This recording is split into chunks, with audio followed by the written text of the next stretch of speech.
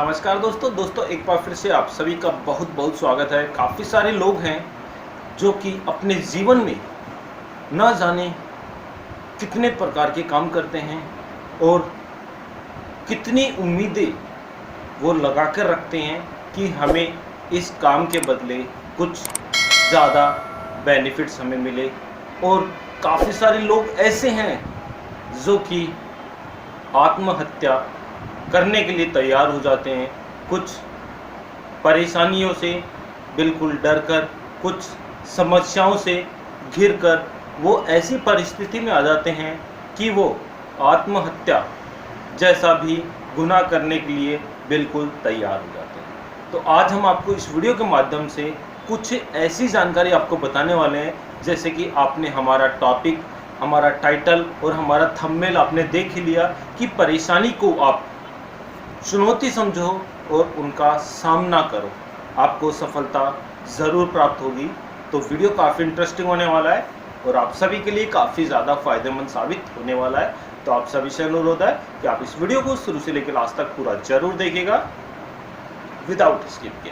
तो चलिए दोस्तों, बिना समय गंवाए शुरू करते हैं हमारा आज का वीडियो। देखिए दोस्तों, इंसान काफ़ी सारे होते हैं दुनिया के अंदर। कुछ सफल इंसान होते हैं और कुछ असफल इंसान होते हैं।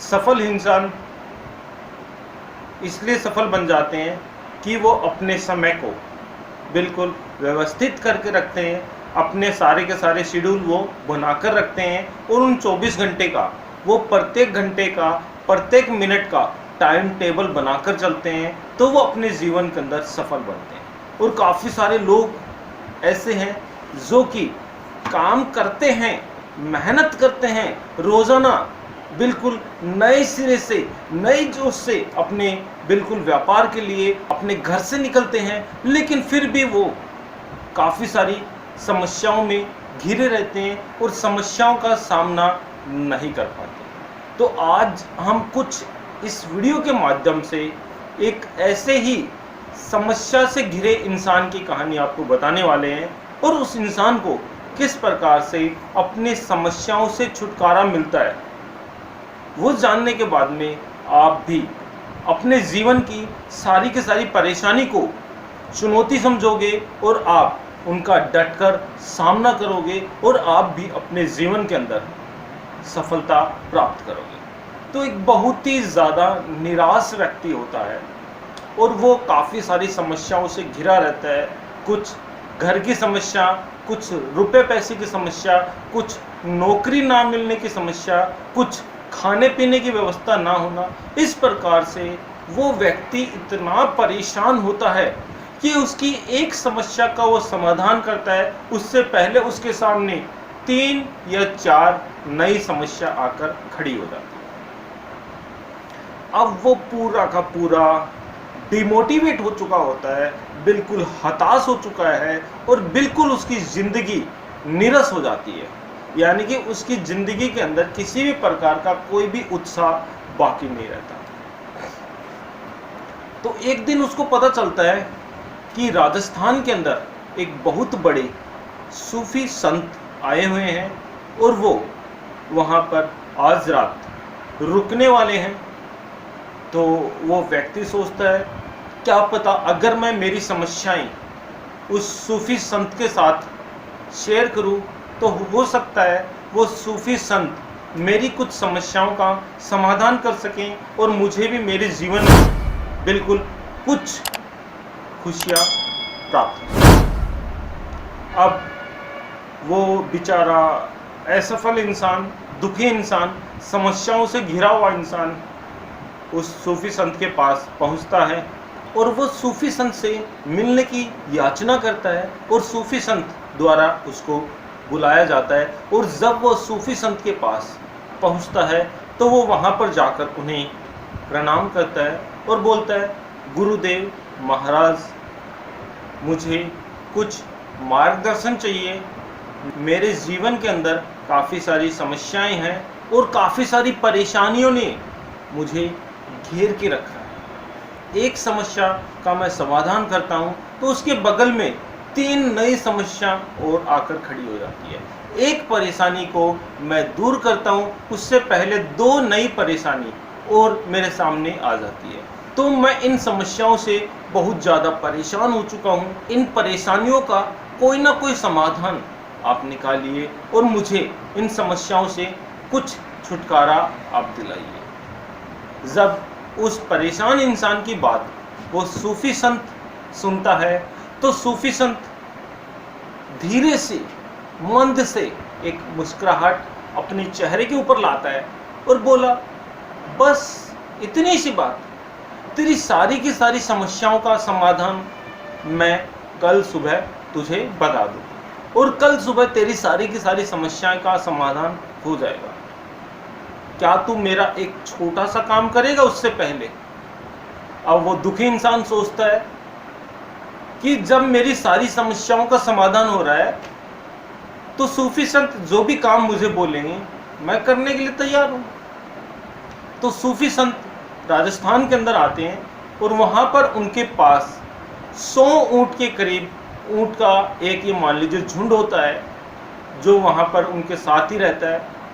तो वो सूफी संत बोलते हैं, बच्चे ये जो मेरे ऊँट है इन ऊँटों की तुझे आज ख्याल रखना है और तुझे जब तक नहीं सोना, जब तक ये 100 के 100 ऊँट बैठ ना जाए, तुझे जब तक रात को नहीं सोना, जब तक ये 100 के 100 ऊँट बैठ ना जाए और जब ये सारे के सारे ऊँट बैठ जाए तो तू आराम कर सकता है। और इतना कहकर वो सूफी संत अपने बिल्कुल तंबू के अंदर चला जाता है और विश्राम करने लगता है।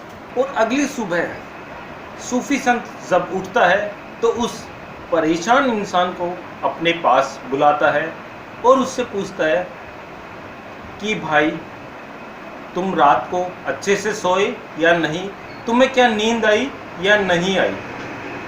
तो जब सूफी संत उससे इस प्रकार के सवाल पूछता है तो वो व्यक्ति थोड़ा सा झल्लाते हुए स्वर में बोलता है, कहाँ महाराज, कहाँ सो पाया, सारे के सारे ऊँट बैठने का नाम नहीं ले रहे।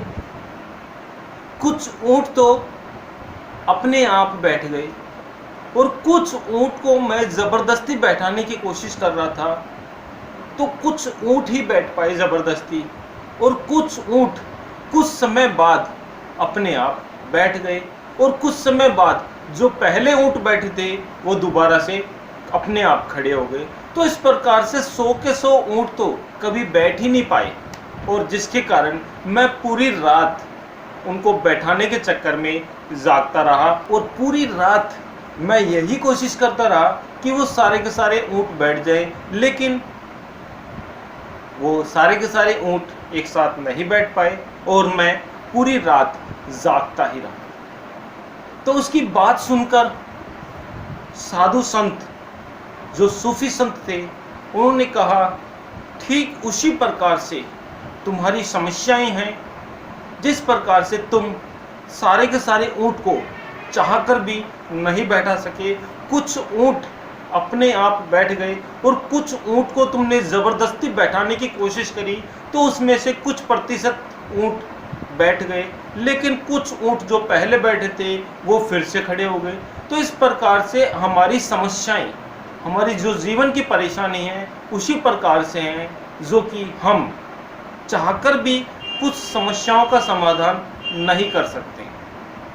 उसी प्रकार से हमारे जीवन काल के अंदर काफ़ी सारी समस्याएं दिन प्रतिदिन आती रहती हैं और उन सारी की सारी समस्याओं का समाधान हमारे हाथ में नहीं होता है, लेकिन हाँ, अगर हम कुछ मेहनत करते हैं तो हमारी कुछ समस्याओं को हम बिल्कुल हल कर सकते हैं और उनका समाधान हम पा सकते हैं। लेकिन काफ़ी सारी समस्याएं ऐसी भी हैं जिसके ऊपर हम काफ़ी ज़्यादा मेहनत करते हैं, उनको दूर करने का प्रयास करते हैं, लेकिन फिर भी वो दूर नहीं होती। तो ऐसी समस्याओं को हमें समय के ऊपर छोड़ देना चाहिए और जैसे जैसे हमारा समय बीतता है वैसे वैसे वो समस्याएं हमारी हल होती रहती हैं। जिस प्रकार से तुमने काफ़ी ज़्यादा प्रयास किया ऊँटों को बैठाने का, लेकिन फिर भी काफ़ी सारे ऊँट बैठने के लिए तैयार नहीं हुए, और जब तुमने उनको बिल्कुल बैठने का प्रयास करना बंद कर दिया तो उनमें से कुछ ऊंट थक हार कर समय तुमने जैसे ही दिया वैसे वो अपने आप बैठने लगे। तो उसी प्रकार से हमारे जीवन की कुछ समस्याएं तो ऐसी हैं जिसके ऊपर अगर हम प्रयास करते हैं, जिसको दूर करने का अगर हम कोशिश करते हैं तो वो हमारी दूर हो जाती हैं, और कुछ समस्याएं ऐसी हैं जो प्रयास करने पर भी हमारी दूर नहीं हो पाती। उसके लिए हमें समय के ऊपर उन्हें छोड़ देना चाहिए, और जब सही समय आता है तो वो समस्याएं हमारी धीरे धीरे खुद ही दूर होती चली जाती हैं।